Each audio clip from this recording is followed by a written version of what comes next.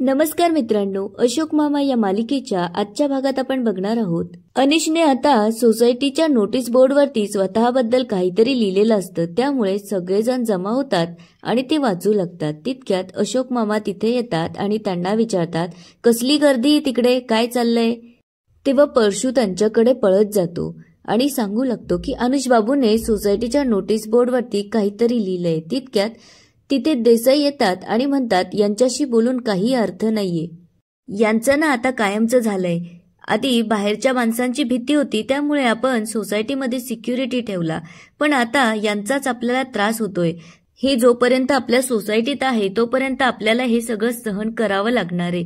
तेव्हा जना म्हणतो, चला यांच्याशी बोलून काही उपयोग नाहीये, आपल्याला ऑफिसला जायचे, उशीर होतोय. असं म्हणत आता ते तिथून निघून जातात. पण इकडे अशोक मामांच्या काही लक्षात आलेलं नसतं. तेव्हा ते राधावहिनी आणि किशाभाऊला विचारू लागतात का हे सगळं काय. तेव्हा राधावहिनी म्हणते की मला वाचता येतं, मी तुम्हाला वाचून दाखवू का? आणि ती नोटीस बोर्ड जवळ जाऊन अनिशने जे काही लिहिलेलं असतं ते त्यांना वाचून दाखवू लागते.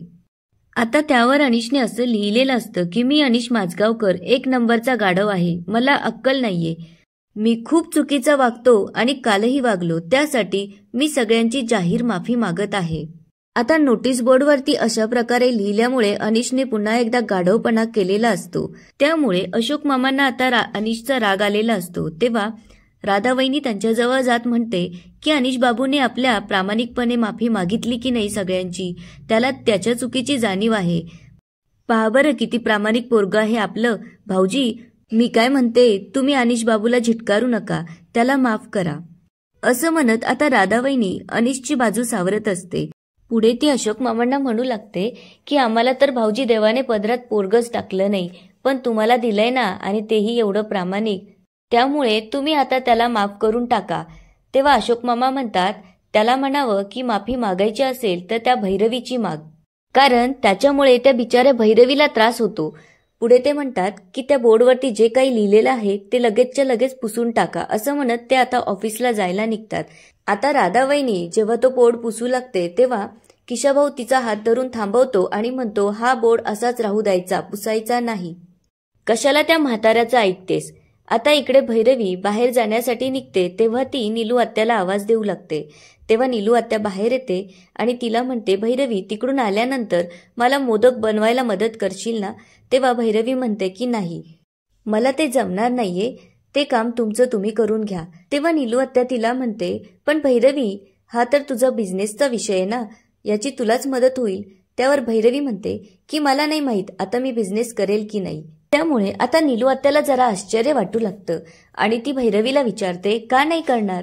तेव्हा भैरवी त्यांना म्हणते, हे बघा नीलू आत्या, बिझनेस करण्यासाठी आता माझ्याकडे भांडवल नाहीये, पैसा नाहीये, जागा नाहीये, त्यामुळे मी आता हा विषय डोक्यातून बाजूला काढलाय. असं म्हणत आता भैरवी तिथून निघून जाते. आता भैरवी सोसायटीच्या बाहेर आलेली असते. तिथं राधावहिनी आणि किशाभाऊ असतात. राधावहिनी जेव्हा तिला बघते तेव्हा तिला आवाज देत तिच्या मागे जाऊ लागते, पण भैरवी तिचं काही न ऐकता तिथून निघून जाते. तेव्हा किशाभाऊ तिला म्हणतो की कशाला तिला आवाज देतेय, तुला जे काम सांगितलंय तेवढं कर. त्यावर राधावहिनी म्हणते की किती वेळ असं बोर्डचं राखण करत बसायचं, मला ना आता गावात कसं आपण पापड राखण करत बसायचो तसंच वाटून राहिलं, पण ते राखण केल्यानंतर आपल्याला कमीत कमी पापड तरी मिळायचा, इथे काय मिळणार आहे. तितक्यात एक मोठी गाडी त्यांना समोरून येताना दिसते. आता परशू पटकन जाऊन गेट उघडतो. गाडी आत आलेली असते. तेव्हा राधावहिनी किशाभाऊ विचार करू लागतात की एवढी मोठी गाडी कोणाची असणार आणि कोणाच्या घरी आली असणार. आता गाडी आत येते आणि त्यातून सुकटन कंपनीचे CEO आलेले असतात. आता गाडीतून खाली उतरल्या राजेन सुटकळकरचं लक्ष पहिले समोर असलेल्या नोटीस बोर्डकडे जातं. त्यामुळे ते तो नोटीस बोर्ड वाचू लागतात. त्यावर लिहिलेलं असतं, मी अनिश माझगावकर 1 नंबरचा गाढव. हे सगळं वाचल्यानंतर आता त्यांना हसायला येतं. तेव्हा राधावहिनी, किशाभाऊ आणि परशू त्यांच्याकडे बघू लागतात. आता राधावहिनी आणि किशाभाऊ त्यांच्या समोर जातात. तेव्हा राजन सुटकणकर त्यांना नमस्कार करत आपली ओळख सांगू लागतात. तेव्हा राधावहिनी म्हणते की मी राधिका सरकटे आणि किशाभाऊ म्हणतो मी किशनराव सरकटे. राजन सुकटणकर भैरवी माझगावकर इथेच राहतात का असं त्यांना विचारू लागतात. तेव्हा दोघंही म्हणतात की हो, पहिल्याच माळ्यावर. त्यामुळे आता ते तिकडे जायला निघतात. आता इकडे राधाबाईनी आणि किशाभाऊ खुश होतात आणि म्हणतात आपल्या भैरवीकडे किती मोठा माणूस आलाय, किती मोठी गाडी आहे त्याची. तेव्हा किशाभाऊ म्हणतो मी तुला म्हटलं होतं ना की आपल्याला लवकरच पापड खायला मिळेल. आता इकडे डोरबेल वाजल्यामुळे नीलू आत्या दरवाजा उघडते. तेव्हा राजन सुकटणकर समोर उभे असतात, पण नीलू आत्याने त्यांना ओळखलेलं नसतं. तेव्हा ते त्यांची ओळख सांगत तिला म्हणतात की मी राजन सुकटणकर आणि मी फूड कंपनीचा CEO आहे. हे ऐकल्यानंतर आता राधावहिनीला मोठा धक्का बसलेला असतो. का एवढा मोठा माणूस आपल्या घरी आला.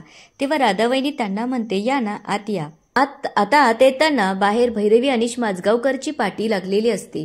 ते जेव्हा ती पाटी वाचतात तेव्हा त्यांच्या लक्षात येतं की खाली नोटीस बोर्डवरती जे काही लिहिलंय ते अनिशने म्हणजेच भैरवीच्या नवऱ्याने लिहिलंय. तर आता राजन सुटकणकर आत येऊन बसतात. तेव्हा निलिमा आत्या त्यांना सांगू लागते की भैरवी आत्ताच बाहेर गेलीये.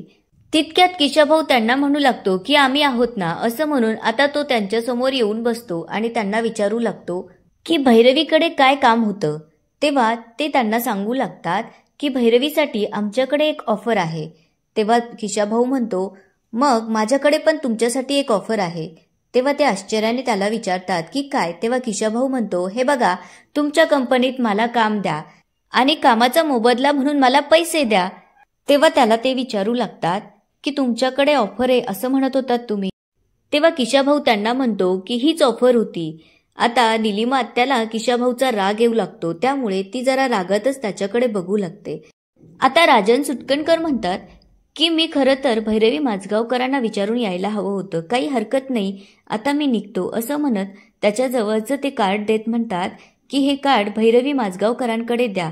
तेव्हा किशाभाऊ पटकन त्यांच्या हातातून ते कार्ड घेतो आणि त्यांना म्हणतो की भैरवी आल्यानंतर मी हे कार्ड तिला देईन. आता जाता जाता ते किशाभाऊला विचारू लागतात की अनिश माझगावकर इथेच राहतात का. तितक्यात अनिश तिथे येतो आणि म्हणतो हो मीच अनिश माझगावकर आणि मी भैरवीचा नवरा. असं म्हणत आता अनिश त्यांच्याजवळ येऊन उभा राहतो. तेव्हा ते त्याला सांगू लागतात की मी राजन सुकटणकर भैरवी मॅमला भेटायला आलो होतो. हे ऐकल्यानंतर आता अनिश त्यांना म्हणतो एवढा मोठा माणूस तेही आमच्या घरी. तेव्हा अनिश त्यांना विचारतो की भैरवीकडे काय काम होतं जे तुम्हाला इथे यावं लागलं. त्यावर ते सांगू लागतात की मी भैरवी मॅमशी कॉन्टॅक्ट करण्याचा प्रयत्न केला पण त्यांच्याशी कॉन्टॅक्ट न झाल्यामुळे मला इथे यावं लागलं. पुढे ते सांगू लागतात की भैरवी मॅमसाठी माझ्याकडे एक ऑफर आहे पण भैरवी मॅमच इथे नाहीये. खरं तर माझी चूक झाली. मी त्यांच्याशी बोलून इथे यायला हवं होतं. पुढे अनिश विचारू लागतो की ऑफर कसली आहे. तेव्हा ते सांगू लागतात की मला त्यांची सिग्नेचर प्रोडक्ट हवंय. उद्या माझी मीटिंग आहे त्यामुळे आज संध्याकाळपर्यंत कुठल्याही परिस्थितीत माझ्यापर्यंत पोहोच झालं पाहिजे. तेव्हा अनिश त्यांना विचारू लागतो की ते भैरवीकडूनच पाहिजे का. त्यावर ते म्हणतात मला फक्त प्रोडक्टशी घेणं आहे. मग ते कुणाकडूनही मिळालं तरी चालेल. तेव्हा अनिश त्यांना म्हणतो जर ते प्रोडक्ट मी तुम्हाला दिलं तर. आता हे ऐकल्यानंतर त्यांना जरा आश्चर्य वाटू लागतं पण तरीही ते त्याला म्हणतात की काही हरकत नाहीये. आता ते अनिशला म्हणू लागतात तसं तर मी भैरवी मॅमशी कॉन्टॅक्ट करून यायला हवं होतं कारण मी असं ऑफ कॉलर कोणाला भेटत नाही. तेव्हा अनिश त्यांना म्हणतो पण तुम्ही आलात ते चांगलं केलं कारण मलाही सरप्राईजेस आवडतात. आता अनिशचं बिहेवियर त्यांना जरा विचित्र वाटू लागतं. तेव्हा ते म्हणतात आता मी येतो. असं म्हणत ते तिथून जाऊ लागतात. तेव्हा अनिश त्यांना फिरून विचारतो बाय द वे तुम्ही माझा कॉन्टॅक्ट नंबर नाही घेतला. त्यामुळे आता ते त्यांच्या खिशातून मोबाईल काढू लागतात. तेव्हा अनिश त्यांच्या हातातला मोबाईल घेतो आणि त्याचा नंबर त्यांच्या मोबाईलमध्ये सेव्ह करतो. तेव्हा राजन सुकटणकर तिथून निघून जातात. आता इकडे देसाई जना आणि तोरणेंना सोसायटी हॉलमध्ये आवाज देत येतात तर समोर ते दोघंही गाढ झोपलेले असतात. तेव्हा त्यांना उठवत ते म्हणू लागतात की काय झोपा काढताय. तुम्हाला कळतंय का आपल्या सोसायटीमध्ये काय झालं ते. त्यावर जना म्हणतो अहो झोपू द्या आम्हाला. काल रात्रीच्या पार्टीमुळे आमची झोप झाली नाहीये. तेव्हा देसाई त्यांना म्हणू लागतात आपल्या सोसायटीमध्ये कोण आलंय हे जर तुम्हाला कळलं तर तुमची झोप उडेल. तेव्हा तोरणे हसू लागतात आणि म्हणतात एखादी हिरोईन तर नसेल आली ना. तेव्हा जना विचारू लागतो की असं कोण आलं होतं.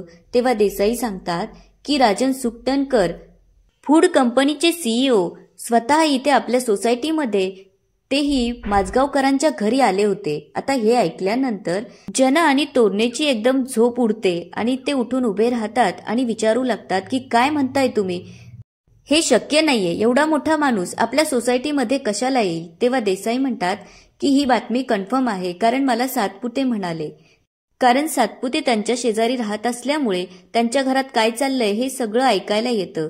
तेव्हा जना डोक्याला हात लावत म्हणतो, म्हणजे आपण भैरवीला इथे बिझनेस करायचा नाही असं सांगून चूकच केली तर? तेव्हा देसाई तोडणेंना म्हणू लागतात की अनिश आपल्याला चांगली ऑफर देत होतात, तुम्ही आणि प्रभूबाईंनी नकारली. हे माझगावकर इथून कायमचे निघून गेले असते. तेव्हा जना म्हणू लागतो, जर ते इथून गेले असते तर एवढ्या मोठ्या कंपनीचा सीईओ आपल्या सोसायटीमध्ये आला असता का? तेव्हा तोडणे म्हणू लागतात की या गोष्टीचाही आपण फायदा करून घेऊ शकतो. आपण भैरवीला सांगायचं की तो माणूस जर या सोसायटीमध्ये येणार असला तर आम्हाला त्याचा मोबदला हवा, नाहीतर तो माणूस इथे येता कामा नये. आता इकडे भैरवी योगिताला भेटायला येते. तेव्हा योगिता तिला सांगू लागते की हर्षा खूप रूडली वागते, त्यामुळे आता मला सहन होत नाहीये.